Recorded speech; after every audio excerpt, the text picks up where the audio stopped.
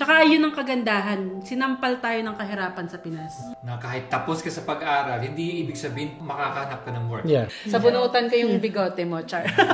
Parang nagkakaalaman na ng edad dito. So, ikaw yung mag-adjust for them kasi ikaw yung nakikibansa. In all fairness, yung community dito, very welcoming. So, thankful din ako doon. Unang-una, si Ate Laura talaga yung nag-hug sa akin. Up until, yun na-fall ka na sa Waterford, ayaw mo nang umalis kasi nakukuha mo yung gusto mo, binibigay sa'yo yung kailangan mo ng Waterford. Tara! Let's talk! Tara! Let's talk! Well, sabi nga, 'di ba, sa Waterford. Anyway, guys, welcome back sa aming channel at andito kami bumisita sa aming kaibigan dito sa Waterford. Mrs. K, umpisa na natin. Tara! Let's talk! Yun! Yun. Yun naman. Naman! Yes, finally! Ganito pala feeling maging celebrity. Diba? Yes, finally, nag-guess na namin, mag-guess na din namin tong dalawang to. Diba? Medyo mailap ba? Medyo mailap. Mailap. Kailangan daw may bagong bahay. Ganon. Yes. Mataas. Yes. Ang sarap naman ng coffee nyo. Matindi. Sorry naman, kasi barista style yan. Yun, matikpan nga natin coffee. Paano ko ba to i-introduce? Okay, sa aking kaliwa, siyempre ladies first, di ba? Ladies first. Unahin natin si Evangeline. Wow! Balao. Ang lakas pa, kaganda ng pangalan. Yes, Evangeline. Diba? Kagalang-galang. Angel na angel. Yes. Yes. White or black? Ay! Gold. Joke. Okay. So we have Evangeline. Actually, yung ibang tawag sa kanya, Evange. Diba? Evange ba or Evan? Eva. Kasi High school. High school name. High school. Yeah. Okay. Pero dito, tawag sa kanya Jeline. Oh, yan. So, si Jeline po is nurse din po siya dito sa Waterford. And I work with her, kaya kami nagkakilala. Yes. Yeah. Okay, I'll leave it to Jeline na magpakilala para sa sarili niya. Yes, call me Jeline for short. Yan. Dumating ako 2017. Galing ka saan? Dito sa Ireland. Yeah. Dumating ako dito sa Ireland 2017. Yan. Nag-move ako from one country to another. So, Philippines, Saudi, and then Ireland. Okay. 2017. And from As a Bulacan. nurse. From Huwag natin Bulacan. kalimutan. Proud Bulacania.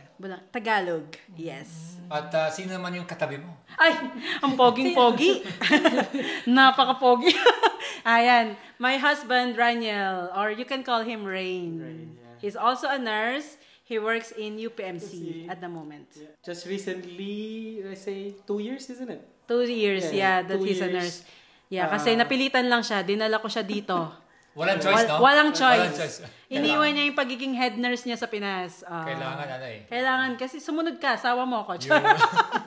Yes. Ayun. So, syempre, initially, ang daming requirements to become a nurse. So, nag-care assistant muna siya. And then, nung na-complete niya lahat ng requirements, nag-qualify siya to be a nurse here. Nung nurses kayo sa Philippines, ano bang exposure ninyo? I initially worked, uso nung panahon namin, volunteer. Okay. So, iikot ka sa iba't ibang area like wards, A&E, theater, ganon. Up until ma-absorb ako sa Fatima University Hospital, Fatima University Medical Center in Valenzuela. And yon, doon ako na-train talaga as endoscopy nurse. So since then, naging endoscopy nurse na ako. Tanong ko lang kasi, Jeline, dati, nung panahon na ito, yung sa auntie ko, so syempre mas ahead sa akin yun, sila ang magbabayad para makakuha ng experience. Nung panahon nyo, libre lang naman, hindi kayo nagbayad para kumuha ng experience. Wala naman tayong binayaran. Volunteer lang talaga. Hindi lang din talaga kami bayad. Sinusweldo. Pero as far as I can remember, merong big hospitals sa Manila na nagre-require na magbayad ka. Yeah. Pero hindi na namin hindi na namin tinry i-attempt yan. Yun yung struggle Yeah, natin. it's really hard. Na ikaw na yung nagbibigay ng service. Yes. Ikaw pa yung magbabayad sa kanila. Yes. So, And then, yung license mo din nakataya, syempre. Oo, yun ang... Ang hirap. You're Ang hirap working mag-gain. it's like you're working as a regular, pero yung liability sa'yo, ang taas ng ng tawag dito, ng pressure kasi they treat you as one of their colleague, di ba?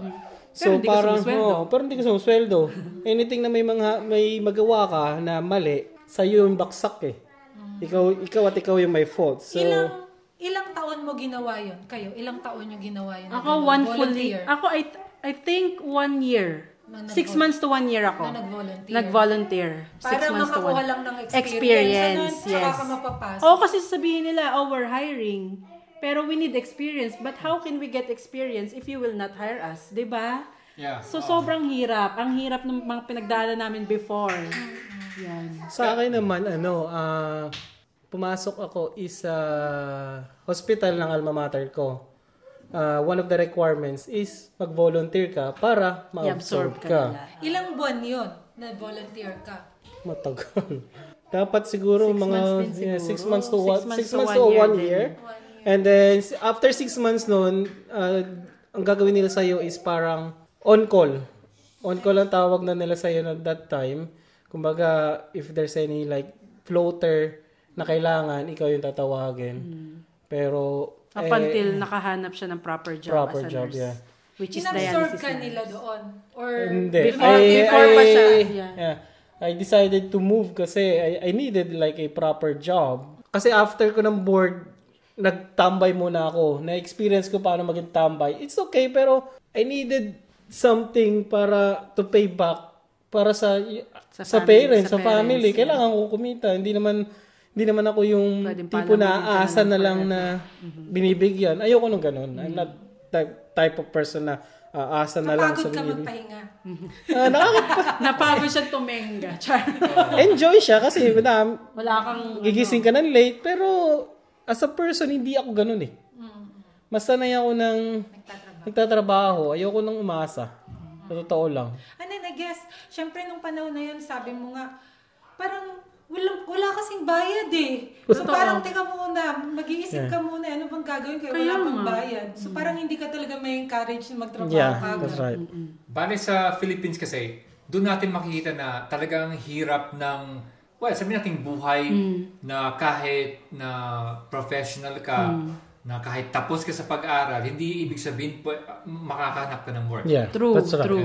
Tsaka yun ang kagandahan. Sinampal tayo ng kahirapan sa Pinas. So pag alis natin sa Pinas, kahit anong hirap pa yan, kaya namin yung i-absorb. Okay. Oo, tama. Doon na-develop yung resilience ng tao. Yes. Diba? Yeah. Na parang napagdaanan natin kahit ano pa man yan. Na kaya, when it comes to yung work natin dito mismo sa Ireland, parang chicken lang eh. Diba? Hindi masyadong lahat nagrereklamo na, pero sa atin parang wala. Parang tayo, gagawin pa rin natin yung trabaho natin kahit pagod na tayo. Kasi sanay tayo sa ganyan eh. Diba? Doon ba kayo nagkakilala sa work? Funny. So, hindi pa masyadong uso ang, ano tawag doon? Social media? Yes. No. Uso na ang social media, pero yung, anong tawag doon? Yung mga online dating ba tawag doon? Oo. So, bunga din kami ng ganon. Ano, Facebook? No. Anong tawag doon? Tagged? Before Tinder, there's tagged, there's whatever. Kami sa tagged kami, doon kami nagkakilala up until na-realize namin na magkapit-bahay lang pala kami. Alam mo yung ganon? Yes. Oh, yeah. Pero, Bulakenyo ka talaga. Bulakenyo. Okay, pero kasi sino yung taga-ibang lugar? Yung nanay niya. Yung mother side. Nanay niya from Quezon. From Quezon. Ayun. Yes. Oo, kasi alam ko nga, okay. Yeah. Pero hindi kayo the same school. No. Ahead siya Not sa at all. Ahead ako ng 1 year. Bale, board passer na ako, magbo-board exam pa lang siya. Ganon yung sitwasyon namin. Okay, tapos hindi din kayo same ng school. Talaga nagkita lang online. online. Online. Tapos nag-meet. Parang nagvo-volunteer ako noon, ano? Yun. Doon kami nag-meet. Ako, tambay pala ako na. Tambay pa siya noon. Yes. O baka naman yan din yung nag-push. Oy, kailangan magtrabaho para may pang-date na ako. Baka ganun din. Pwede din. Kasi ang hirap ng walang pera. Sa totoo lang. Paano niya ako i-date? Tama. Di ba? Paano ka tawag dito? Paano kayo lalabas? panggasos mo. Yung panload mo man lang ba? Oo nga, no, dahil noon talaga may bayad Lahat bawat text. may bayad, oo. So, ayoko naman nung laging, pengi ako panload, pan-text sa girlfriend. Ang hirap naman ng ganong situation. Gusto naman pasa-load no? May pasa-load na ba nun? Oo, may pasa-load na ata nun eh. Parang, pero uso na ba Unli nun? Unli text? Parang hindi pa uso Unli text. Pag smart to smart, Yung mga Unli Yun text, lang, diba? So, network to maglo-load ka network. talaga, gagastos ka talaga. Parang nagkakaalaman na ng edad dito. Uy, sorry naman, teka lang. Uy, ate! Ano ba yan? Nokia time? Nokia days? Kapag ganyan, tayo lang yun. Apple na sila. Malupit, ano? Oy, wag ka, na-experience ko magka-Apple, nasa Saudi na ako. Diba? Si Rain, pinadalan mo ng Apple. Kinagatan ko yung Apple niya. Totoong Apple pala. Pero maganda siguro, no? Yung, hindi naman sa sabi natin, siyempre, yung ibang couples yan, hindi sila nurses parehas. Pero do you think may advantage din talaga pag parehas kayong nurses? Sa atin, bilang Filipinos na ng ibang bansa, would it be like much better? Yeah, I believe it's an advantage to be both nurses. Well, unang-una, nagkakaintindihan kayo. Like, minsan, tinginan lang, alam nyo na gagawin. Ganon. Tapos, salary-wise, advantage pa rin talaga. Financial. Nagko-compensate talaga. Totoo. Tapos, yung schedule. Yes. Schedule. Kasi at least may isang pwedeng mag-nights, yung isa pwedeng mag-weekends, yung ganon. So, ang laking tulong ng pagiging nurse nyo pareho. Yes. Sabihin, yung sa mga nakikita lang din natin na halimbawa, dito yung mga couple talaga na pupunta rito pag mas madali maka-adjust financially or mas madali ang pasok ng pera pag parehas kayong nurse or yung isa okay lang din na mag-healthcare assistant, papasok sa medical field, yun yung madaling makuha na trabaho. Kung tutuusin, parang unfair din naman talaga sa ating mga Filipinos or sa mga, sabi natin, mga nasa third world countries, yung education natin, na hindi lahat ng ating natapos, kumbaga, nire-recognize sa Ireland o sa Amerika o sa mga first world countries. Pero buti na lang talaga na kagaya ng sa amin, we're both nurses din. Kaya maganda rin talaga, di ba? Parang hindi naman natin sasabihin na, uy, wag Yun lang yung maganda. Yun lang yung maganda. Pero para mag-swak lang. Easier. Or advantage. Yes. Advantage. Ganon. Chilin, di ba, syempre madami namang mga bansa na pwede kang puntahan from Saudi Arabia. Bakit Ireland? Okay. This is interesting kasi initially hindi talaga Ireland ang plano ko. So I took the exam, like I have two options, Canada or Australia. I took the IELTS exam, nag-qualify na siya sa Canada, kaya lang Canada is a long process. Tapos kailangan hindi ka pa nakakarating doon, hahanapan ka na ng points-based na agad siya, yung parang ganon. So sabi ko, I need a plan B. So sabi ko, I'll consider Australia. So nag-take ulit ako ng IELTS, pero unfortunately, sumabit yung reading ko. So, reading is 6.5. Dapat sa Australia, 1 sitting, all 7. Okay. So, sabi ko, okay. Tapos naisip ko, Ireland is hiring. Sabi ko, ganon. Paano mo narinig ang Ireland? Kanino? Okay, so in Saudi, may workmate ako, which is one of our friends here, si Mike C. Siya yung nag-introduce sa akin sa Ireland. Siya rin ang nag-introduce sa akin sa Waterford. So, yun, sabi ko, sige, mag-a-apply ako, I'll try. Tapos sabi ko, pwede namang lumipat after. Ganon. Up until, na-fall ka na sa Waterford, ayaw mo nang umalis kasi nakukuha mo yung gusto mo, binibigay sa'yo yung kailangan mo ng Waterford. So sabi ko, ba't pa ako aalis? Kasi at the end of the day, ang hinahanap lang naman din talaga natin is kung ano yung kakabuti sa family. Sa family, kasi I worked in Saudi, hindi ko dadalhin yung family ko doon kasi unang-una, hindi rin talaga pwede. Tapos pangalawa, hindi ko siya kayang dalhin doon kasi it's a closed country. Puro working visa lang ang kaya nilang ibigay sa'yo. Hindi nila kayang ibigay sa'yo ang citizenship, hindi nila kaya ibigay sa'yo ang family visa. Ngayon na lang sila nag-open unti-unti. Ngayon na lang nag-open na sila for tourists. Before, walang tourist visa doon. So sabi ko, I need plan B. Tinapos ko lang yung contract ko sa Saudi. Tapos, yun na. Before pa matapos yung contract ko sa Saudi, nag-iisip na ako ng options ko. So sabi ko, kailangan ko makaalis dito kasi kailangan ko makasama pamilya ko. Yes, kasi Ganon. nagsakripisyo kami, no? 2 years is long para to be on my own. That's actually really good na 2 years lang. 2 years lang. Ang daming ibang tao, ang tagal. Bago, Well, to be honest, ate, nakakasign ko lang ng third contract ko. Ng third year contract ko. Nag-sign ako kasi akala ko wala akong mapupuntahan. Hindi ka naman nagbayad. Hindi. Dahil Kasi tapos ko na yung contract ko sa agency. Okay. So, yung contract na bago kong pinirmahan, doon na lang sa hospital. Hindi na siya sa agency. Pag sa agency, magbabayad ka ng, ano yun, breach of contract or what. Yeah. That's good. That's Yes. good planning, no? Yes. So, Oo. And then, si Rain, how long ka na dito sa Ireland bago mo nakuha si Rain? Pero bago The yun whole siguro, family. no? Si Rain at that time, nasa Philippines siya. yeah, he's working as a dialysis head nurse Okay. in one of the hospitals. How is it, Rain, no? Yung parang 2 years? Long distance. Long distance, bilang lalaki. Bilang mag-asawa. And then, syempre, ikaw yung nag-aalaga kay Game. Kasi maliit si Game nun eh. Oh, yan. Ano man Looking to? back, Moment mo na to. Napa-inhale Napa-inhale. ng bigat. Oo. Mahirap kasi, di ba, syempre dapat nanay. Kaya lang kasi ang hirap. Humana. Gusto ko man mag-abroad. Talaga ako yung nagpo-pursue na makapag-ibang bansa. Especially, ang target ko talaga doon is Middle East. Yun yung pinaka-handy way na puntahan eh. Kaya lang, as a male nurse, ang hirap. Kasi ang priority ng Saudi is usually female. If they're going to hire some male nurses, it's like 1:10. So, ang taas ng tawag dito pressure kasi it's either you have a specialization like probably theater. Ako, the time when I started, probably surgical, few months, and then ED. Okay. So, I don't have that specialization para ma-hire nila. It's either they're looking for ICU, yung parang mga high-end na nurses talaga. Paano naman ako magkakaroon ng experience na ganun? Wala namang hospital talaga na nag-hire na straight ICU. It's either you have a proper training, but it will take some time, di ba? Like years para ma-train ka as a nurse like that. Parang I graduated ata is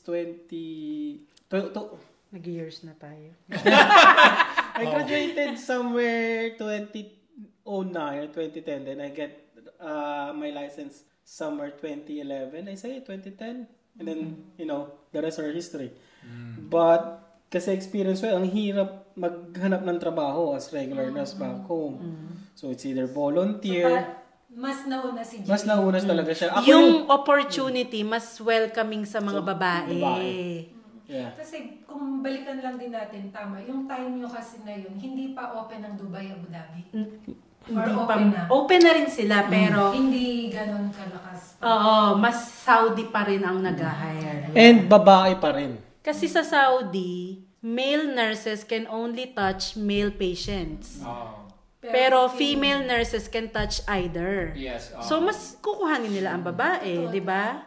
Makes sense din naman Totoo. para sa kanila. Siyempre, Oo. Siyempre, safety din nila yun. yes, sa mga, kung sino man yung mga nag-hire sa atin, bansa or hospitals, kung ano yung advantage sa kanila, kung ano yung required, hindi natin sila mapilit get Totoo. us or Totoo. take us, mga ganun. Oo, correct. Kaya kahit anong ganda ng experience mo, kung hindi ka nila kailangan, hindi ka nila kukunin. Exactly. Di ba?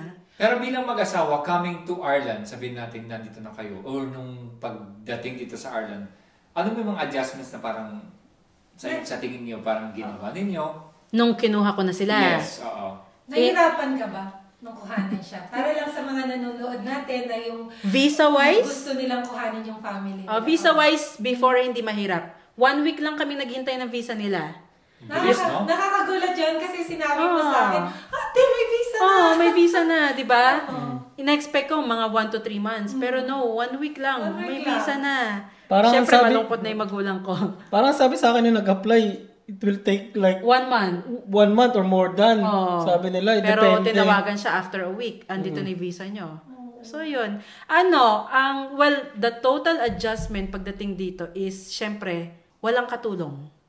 Sa Pinas may katulong. Correct. Malaki yun. Malaking adjustment yun, no? Wala kaming magulang na papasahan ng anak para iwanan kasi magtatrabaho kami. Sa Pinas, merong magulang. So, yun, yung kailangan yung mag-work as a team na mag-asawa para maibigay niyo yung kailangan yung needs ng anak niyo. Ganon. How about yung as a community, like Filipinos, ano ba yung... In all fairness, yung community dito, very welcoming. So, thankful din ako doon. Unang-una, si Ate Laura talaga yung nag-hug sa akin initially. Kasi mag-workmate kami. So, syempre, 4 na Pinoy lang kami sa area na yun. So, 4 kaming close initially. Tapos hanggang sa nagkaiba-iba na kami ng area. Pero yun, nag-stick na kami. Ito na, nag-jive yung ugali eh. Ganon, no? Ganon, yun yung kailangan mong hanapin eh. Gusto ko sabihin Yun yung kailangan mong hanapin pag pumunta ka ng ibang bansa. Yung makaka-jive mo. Kasi wala kang pamilya dun eh. So, ito yung gagawin mong pamilya, yung kaibigan mo. So, yun. Maganda yung community dito. Madami na rin kasi tayong mga pili. Madami na, oo. So, ikaw na lang talaga magpipili kung kanino kayong sabi mo, makaka-jive. Makaka-jive. Kasi hindi naman lahat is makakasundo mo. Totoo. Kahit Mahirap. saan ka naman pumunta, hindi Mahirap. lang naman sa Ireland. So, it was lucky na nagkasundo tayo. True. Yes. We're Pag thankful. nangingiting ka dyan, makakontra si Ray. Sabunutan ko yung bigote mo, Char. Ayan, and then with you, Rain, yung challenges nung dumating ka na rito. Looking for work. Yung challenge ko doon. Yeah. Kasi naghanap pa ako ng, parang tawagin ng dito is padrino para lang ba makapasok. Diba? Ito kasi, well, I'm proud to say na pinagdaanan namin ng hirap before namin makuha yung sarap. Alam mo yung ganon? Okay. Kasi siya, nung dumating siya dito, uso pa yung working visa. Mag-a-apply pa siya. After niya makahanap ng trabaho, tinanggal nila yung requirement na mag-apply ng working visa. Pwede ka na mag-apply anytime. Kasi connected naman siya sa visa mo. Dati Dependent. bawal. Oo, dati bawal. Pag dependent, bawal magtrabaho dati. Kailangan mo mag-apply ng employer na magsusponsor sa'yo for a working visa. Tapos nung nakahanap siya ng trabaho, started na siya, tinanggal nila. Sabi ko, ano ba yun? Pinagdaanan muna namin yung hirap. Actually, pinagpahinga Pero uli. Worth it. I think pinagpahinga uli siya. Kailangan kasi niya magpahinga uli. Baka daw na-miss niya. Ayun, mga 5 months ka rin na naghihintay. Matagal din yung process ng pag-apply ng working visa. 5 months. Yun. Looking back to yung mga challenges nyo, kasi syempre, part din naman ako nung mga nangyari. Na-witness mo. Nasaksihan ko. It's so, I'm so happy for the two of you na eto na. Kasi nung mga panahon, yung mga pinagdaanan, naka-challenge talaga eh. Sobrang challenges talaga from health to looking for work. Yes. Yun pala, no? Yung mga, sige, magbigay kayo ng mga siguro dapat mga tips na yung sa mga pinagdaanan nyo na challenge. Yung konting kwento lang. Sabi natin sa work, Yeah. ano ba yung dapat natin gawin bilang kakarating lang sa Ireland? Ano ba yung natin? Na pagdating natin doon sa work, ito pala yung ginagawa dito. Yes. Tapos sa dati nating workplace natin ginagawa. Well, for me, number 1 is learn to adjust. Kailangan mag-adjust ka. Wala ka na sa Pinas. So, mag-adjust ka sa ways nila dito. Hindi sila yung mag-a-adjust for you. Correct, oo. So, ikaw yung mag-adjust for them. Kasi ikaw yung nakikibansa. 'Di ba? So, yun. Adjustment talaga is number 1. Tsaka adaptation na tinatawag. Adaptation, yes. Tapos, pakikisama. Number 2. Kailangan marunong ka makisama. No man is an island. 'Di ba? Kahit sa bahay, you cannot be on your own. You need someone, 'di ba? Not just your husband, maybe a friend that lives with you inside the house. You need them para mag-grow ka or what. Yeah, maging successful ka in life. Kasi napagdaanan naman natin lahat yan na Yes. hindi agad-agad may bahay kang sarili. No. Yeah, Makikitira ka. Yes. Share. Or share kayo, ganon. Groups kayo. Like ako, I started here, ilan ba kami? 4 or 5 yata kami na dumating na sama-sama. So, 4 kaming magkakasama sa bahay. Ganon. Or 5. 5 yata kami sa bahay. Dapat yung bahay namin, it's either 4 bedroom or 5 bedroom para kahit papano yung kwarto mo, yun na yung privacy mo. Yun na lang yung privacy mo. Yung ganon. So, kailangan marunong ka makisama. Tiis-tiis muna, no? Sobra. Kailangan mo magtiis. Hindi pwedeng And, pasarap ka na lang ng pasarap. and then, nung dumating na sila Rain, yun Yan. na yung time na Bumukod na ako. Humiwalay na ako dun sa bahay namin nung work nung batchmates ko kasi they need their privacy as well. Tapos family kami. So we need privacy as well. Yan. kaya yung sa mga iba na nakikishare, siguro this is the time na mag-save, enjoy your life as a single. Yes, Yun. kasi time will come that you will need your savings. Correct ko. Kasi Diba? kalimitan talaga, lalo yung mga millennials, at saka yung mga, ano pa ba yung after ng millennials na yan? Gen Z lang alam ko. Diba? Usually talaga, pag nag-abroad, well, we can't blame them. Kasi kailangan din naman siguro in life, at saka dahil na rin sa pressure ng SOCMED, na imbes na maghanap or mag-ipon pambahay, yung magta-travel lang din Yes, talaga. yeah. Yun ang inuuna. Sa bagay, meron talaga mga tao na, ay, gusto kong mag-travel. Diba? Na Happiness hindi mo nila yun. Happiness yun. Hindi mo Pero at the end of the day, siguro maganda rin na may bahay. Diba? Kahit pasabihin mo ng temporarily 10 years ka lang, 15 years ka lang dyan sa bansa na yan, at least yung mga binabayad natin, hindi na pupunta lang sa sink na tinatawag nila. At maaring bumalik sa atin, which is talagang parang bangko din yan, yung pag sinabi mong may bahay ka. Diba? Which is sa inyo, eto, kanina, na-tour nyo kami sa bahay ninyo, sa inyong palasyo, di ba? Kaya maganda rin, we're happy na eto na kayo after Achievement. Yeah. Yes. How long did it take you na from gaano kayo katagal na from 23 tayo nag-apply, no? So it took me 6 years 6 years? to decide na bumili ng bahay. Yon. Actually, it's by accident. Wala Kasi- talagang plan na bumili eh. Friends namin yung bumibili. Tapos kami parang, sige, go with the flow, apply din tayo. Tapos hanggang sa, nakabili kami. Thank Yes. God. Thankfully, yeah. Kasi Minsan kasi, no, parang meant to be. Yes. Pag para sa'yo, no? Oo, yung spontaneous lang siya na mangyayari. Yeah, yeah. no, tapos syempre, 'di ba, sabihin na rin, banggitin na rin natin siguro career-wise, mula nung pagdating mo hanggang sa ngayon, kagaya mo naging manager ka na, 'di ba? Kumbaga, 'di ba? Sabihin natin gano'n.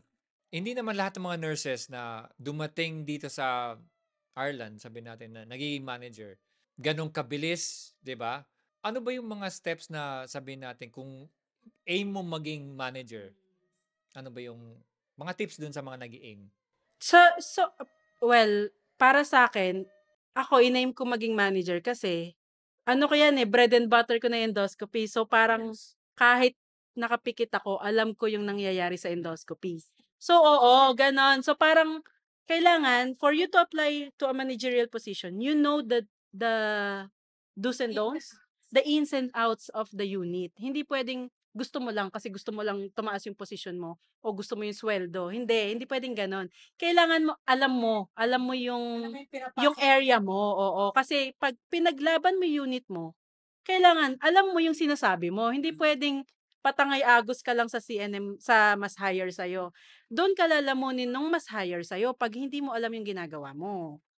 Kaya, for me, well, masaya as a manager. Stressful, pero that's part of it. That's part of your job. Stress, kaya ka nga manager eh. Kasi you have to be able to battle the stress. 'Di ba? To be an efficient manager. Pero masaya naman so far. No regrets. 'Yan. Pero when it comes to being manager, kailangan ba meron kang studies na ginawa? Courses? So kasi dito sa atin, madaming klase ng pagiging manager. May CNM1, CNM2. Ako CNM1. So siguro kung ile-level natin yan sa Pinas, I'm like assistant head. Ganon. So meron pang mas mataas sa akin, which is the CNM2. Ngayon sa CNM1, they won't require you any postgrad or whatsoever. Pero kung wala kang postgrad at may nag-apply na may postgrad, doon pa lang talo ka na. So maganda pa rin, edge pa rin kung may postgrad ka. Pero honestly, ako wala akong postgrad. So, lucky lang ako na walang ibang nag-apply. So, nakuha ko yung post. Ganon. So, on the way yan. Yes. Yes. Inshallah. Yeah. Pero pag CNM2, yung higher post, which is the manager really of the unit, I think they will require you for a postgrad. Managerial course. Yeah, managerial. I'm sure by this September, i-offer na nila yan sa'yo na kumuha ka ng management course. Ina-offer ba yan?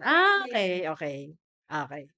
I-open. Lalo na syempre, alam mo naman, yung hospital natin dito, growing. So, malay mo, ma-open din ang CNM2. Lalo ngayon, di ba meron tayong tinatawag na surgical hub. Yes. So, mag-o-open ng bagong unit. May theater, may endoscopy. So, we'll see. Yes. Yeah. It's something to look forward to. Yeah. So, that's really nice na positive ang natin. Kumbaga, moving up lahat. Ayun. Yes. So, yun guys, at magandang ating usapan at syempre, I'm sure hindi lang ito yung una, sa mga susunod pa, meron pa tayong mga chikahan, ika nga, di ba? At thank you very much for having us dito sa inyong magarbong bahay. Thank you for having us sa inyong podcast. At last. Yun. Hopefully guys, meron kayong natutunan sa aming episode ngayon. Tara! Let's Let's talk! Tara! Let's talk. Tara! Let's talk!